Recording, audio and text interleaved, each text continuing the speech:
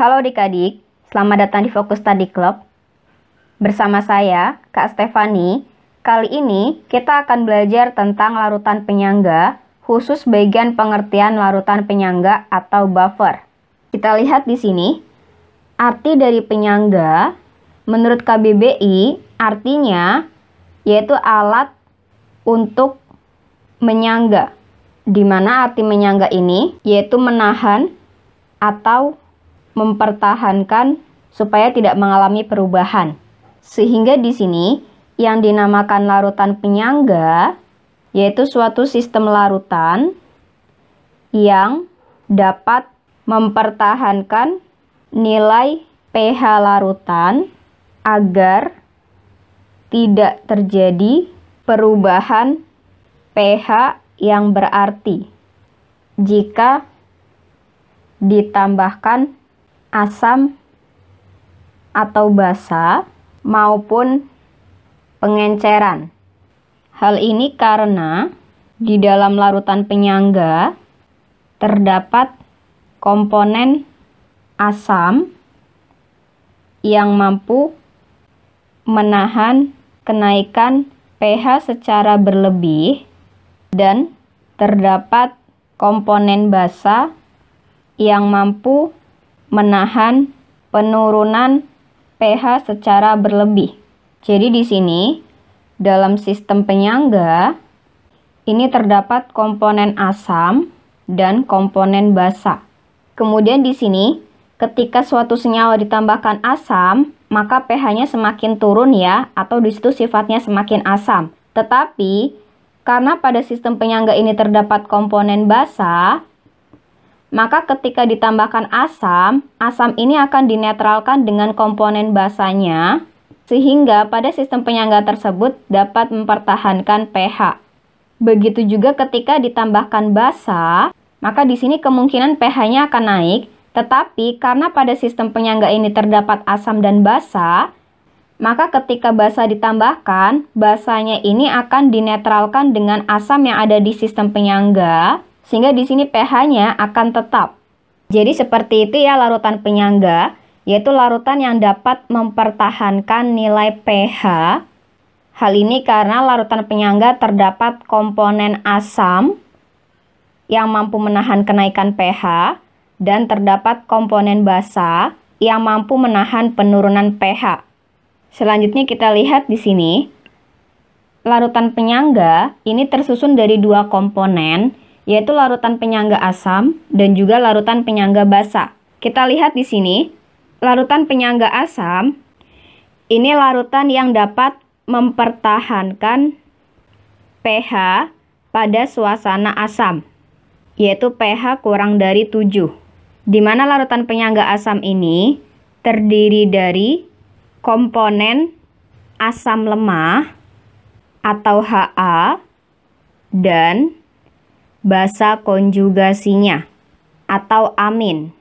Kemudian, larutan penyangga asam ini dapat diperoleh dengan cara yang pertama, yaitu mencampurkan antara asam lemah, kita tulis Ha, dengan garam basa konjugasinya, atau kita tulis La, di mana garam La ini dapat terionisasi menghasilkan ion amin.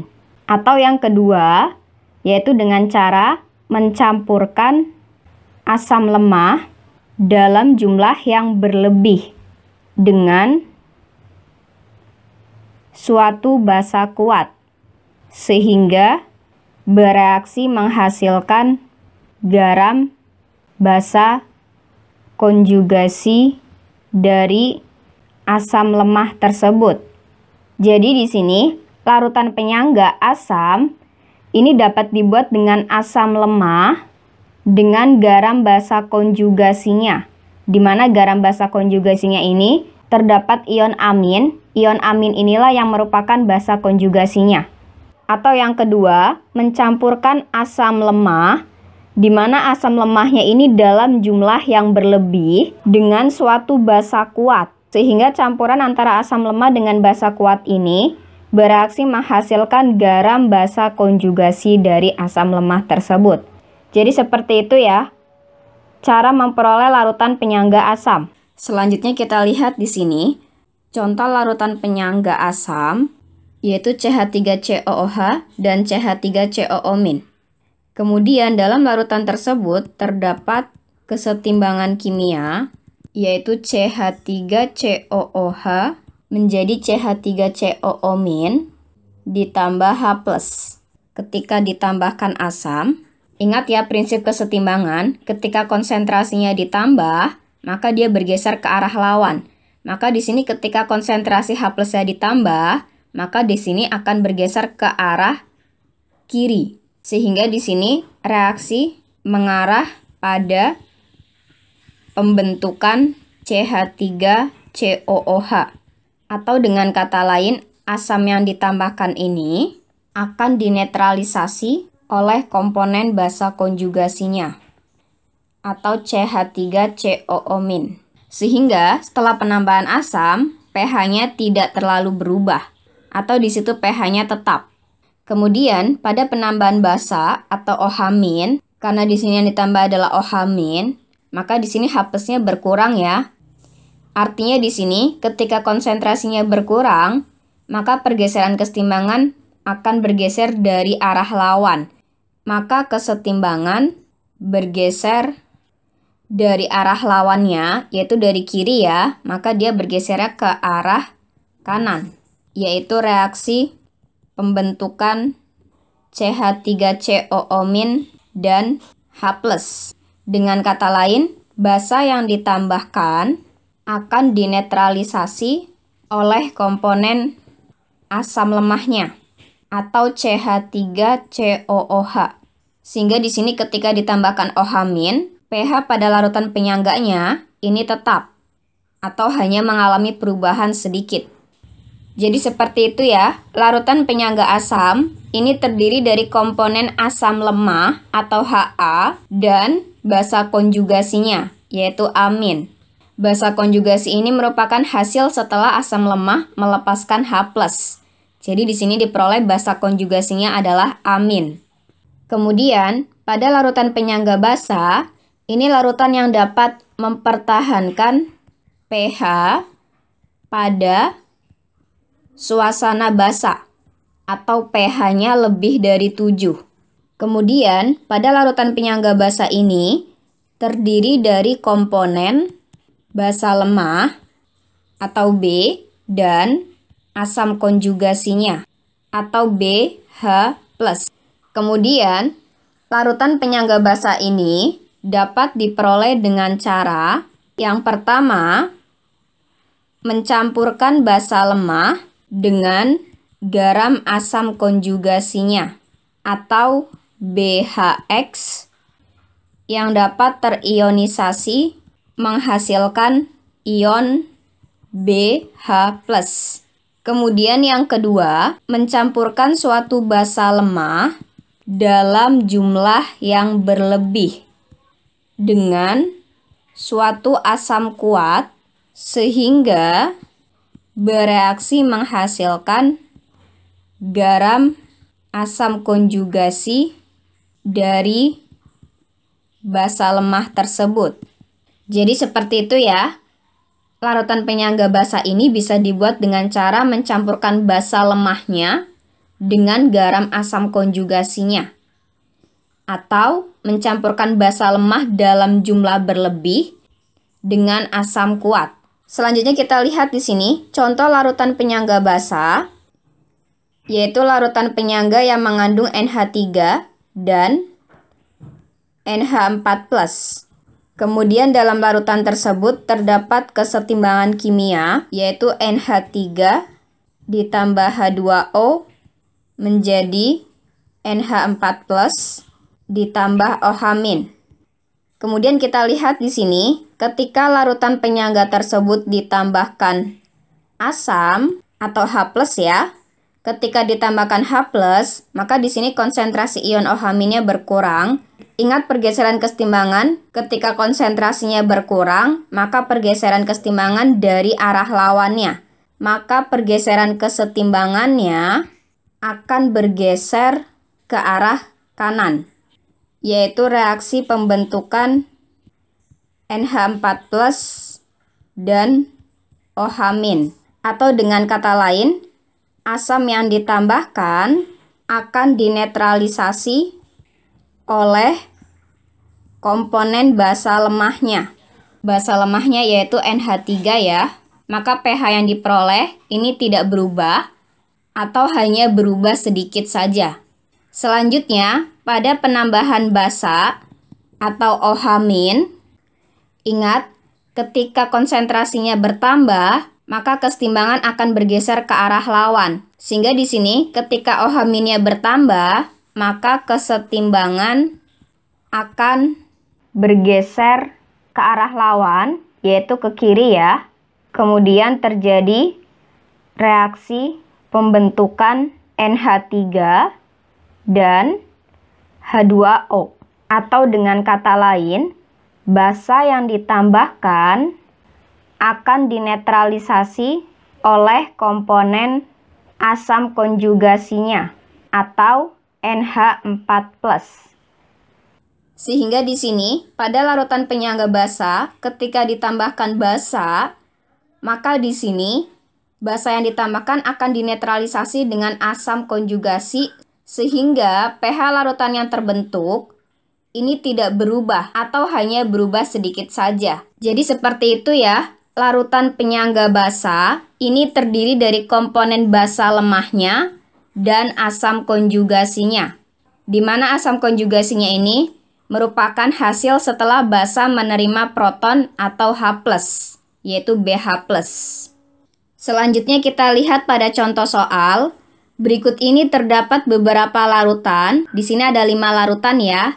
Yang ditanya, campuran larutan yang mungkin membentuk penyangga yang bersifat asam adalah, ingat, dalam pembuatan buffer asam atau penyangga asam, yang pertama bisa dibuat dari asam lemah dengan garam basa konjugasinya ya. Atau yang kedua, asam lemah berlebih dengan basa kuat. Bisa kita lihat di sini, untuk pilihan yang A, 1 dan 2, kita lihat di sini larutan 1, yaitu CH3COOK, dan larutan 2 yaitu CH3COOH. Kita lihat di sini CH3COOH ini merupakan asam lemah ya. Kita tulis di sini Al. Kemudian CH3COOK ini terdapat ion CH3COO- dan ion K+. Di mana ion CH3COO- ini merupakan basa konjugasinya ya. Kemudian bisa kita lihat di sini campuran antara asam lemah, CH3COK ini kan merupakan garam ya. Garam kemudian terdapat basa konjugasinya, maka campuran ini merupakan penyangga yang bersifat asam. Jadi pada pilihan A ini benar ya. Kemudian kita lihat pada pilihan B, yaitu larutan 3 dan 4. Larutan 3-nya MgOH2 kali, dan larutan 4-nya yaitu H2O. MgOH2 kali ini merupakan larutan basa kuat ya. Kita tulis di sini BK. Kemudian H2O ini merupakan air ya. Selanjutnya bisa dilihat campuran antara basa kuat dengan air ini tidak membentuk larutan penyangga ya. Sehingga pada pilihan B ini salah. Kemudian pada pilihan C, larutan 3 dan 5, larutan 3 yaitu MgOH2 kali, larutan 5 HBr. MgOH2 kali ini merupakan basa kuat ya. Kita tulis di sini BK. Kemudian HBr ini merupakan asam kuat ya. Kita tulis di sini AK. Campuran antara basa kuat dengan asam kuat. Kita lihat di sini tidak membentuk larutan penyangga ya. Sehingga pada pilihan C ini salah. Kemudian pada pilihan D, larutan 2 dan 3, larutan 2 yaitu CH3COOH, larutan 3 yaitu MgOH2 kali. Kemudian CH3COOH ini merupakan asam lemah ya. Kemudian MgOH2 kali ini merupakan basa kuat. Selanjutnya bisa dilihat di sini, campuran antara asam lemah dengan basa kuat ini bisa membentuk larutan penyangga, tetapi dengan catatan asam lemahnya harus berlebih. Karena di pilihan D tidak ada keterangan asam lemahnya berlebih, maka di sini pada pilihan D ini bukan penyangga ya. Jadi pada pilihan D ini salah. Kemudian pada pilihan E 1 dan 5, larutan 1 yaitu CH3COOK, larutan 5 yaitu HBr. Bisa kita lihat di sini, HBr ini merupakan asam kuat ya, kita tulis AK. Kemudian CH3COOK ini merupakan garam ya, di mana garamnya ini bukan garam basa konjugasi dari HBr ya. Sehingga di sini campuran antara asam kuat dengan garam ini tidak membentuk larutan penyangga. Jadi pada pilihan E ini salah. Jadi campuran larutan yang mungkin membentuk penyangga yang bersifat asam adalah larutan CH3COOK dengan larutan CH3COOH. Sehingga jawabannya adalah yang A. Jadi seperti itu untuk materi pengertian larutan penyangga atau larutan buffer. Sampai jumpa di materi selanjutnya adik-adik.